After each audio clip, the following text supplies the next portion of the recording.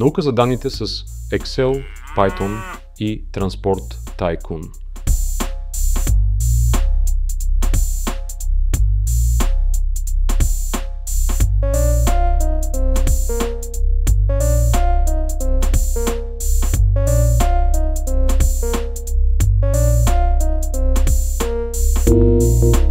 Здравейте на всички!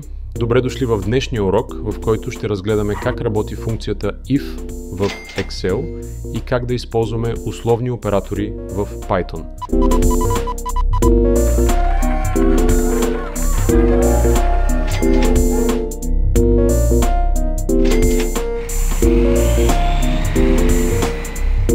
Ще навлезем в тази тема чрез вълнуващ пример от играта Transport Tycoon, известна също като OpenTTD.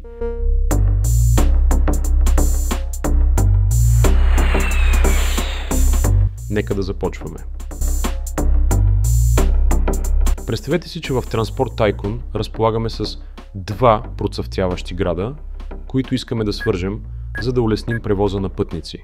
Целта ни е да решим кой вид транспорт е най-подходящ въз основа на броя пътници, желаещи да пътуват между тези два града.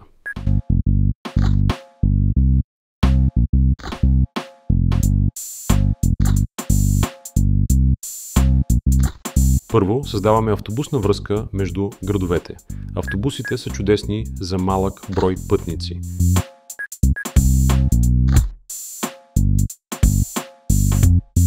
В нашата игра всеки автобус може да превозва максимум 35 пътници. Това е идеално за ситуации с ниско търсене.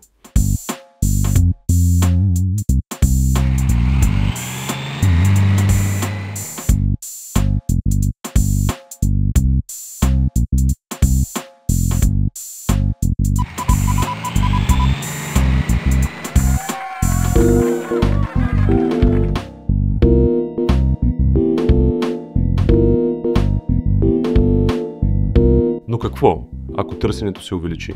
Автобусите вече няма да са достатъчни, затова изграждаме влакова връзка.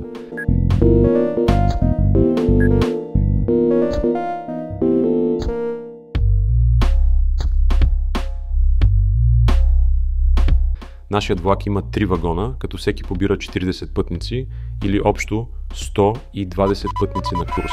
Това е идеално за среден брой пътници.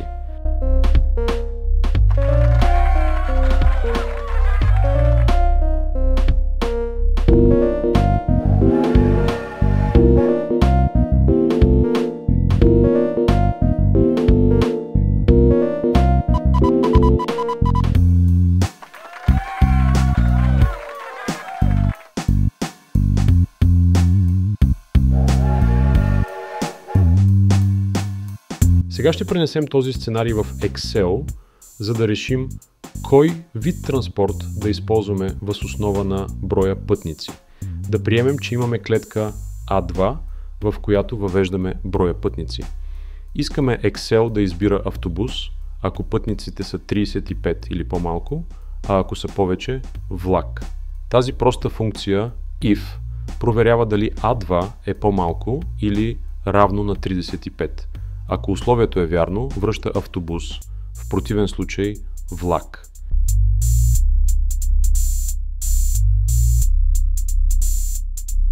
Да приложим същата логика, като използваме Python. Ето и примерния код. Този скрипт изисква броя пътници от потребителя и използва if-else оператор, за да определи кой транспорт да бъде избран.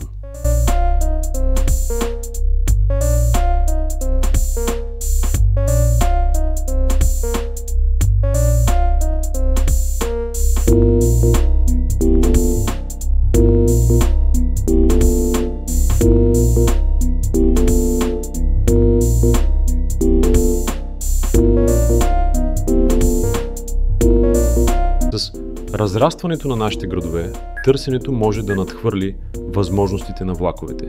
Затова въвеждаме самолетна връзка.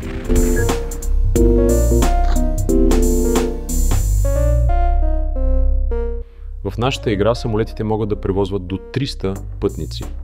Изграждаме летища в двата града, за да поддържаме този нов вид транспорт.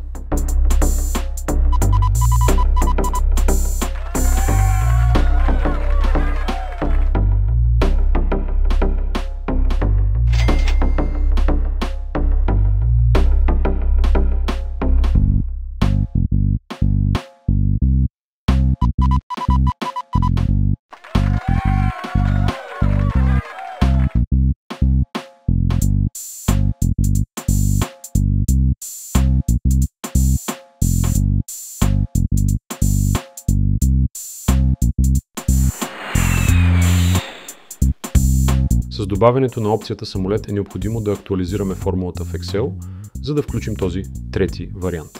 Разширената формула е следната. Ето как работи. Ако А2 е по-малко или равно на 35, връща автобус. В противен случай проверява дали А2 е по-малко или равно на 120. Ако е вярно, връща влак.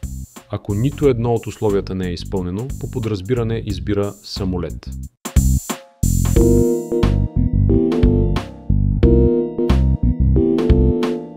Сега ще актуализираме нашия скрипт в Python, за да включва и опцията самолет.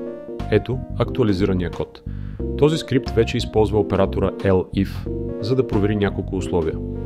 Ако броят пътници е 35 или по-малко, избираме автобус. В противен случай, ако броят пътници е 120 или по-малко, избираме влак, иначе избираме самолет.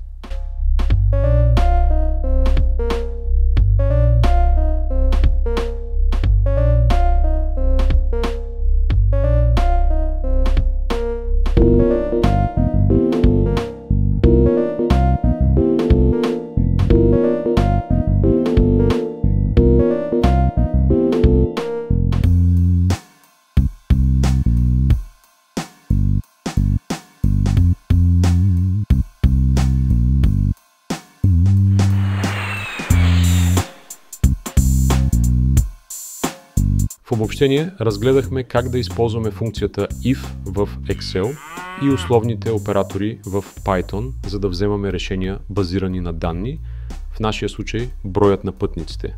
Чрез прилагане на вложени if функции в Excel и оператори elif в Python, можем ефективно да обработваме множество условия.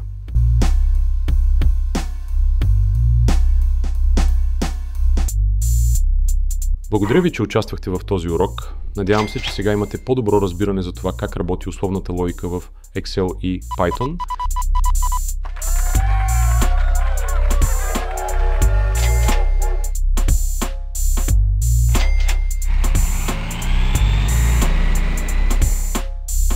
Опитайте да експериментирате с тези концепции в собствените си проекти или дори в игри като Transport Tycoon.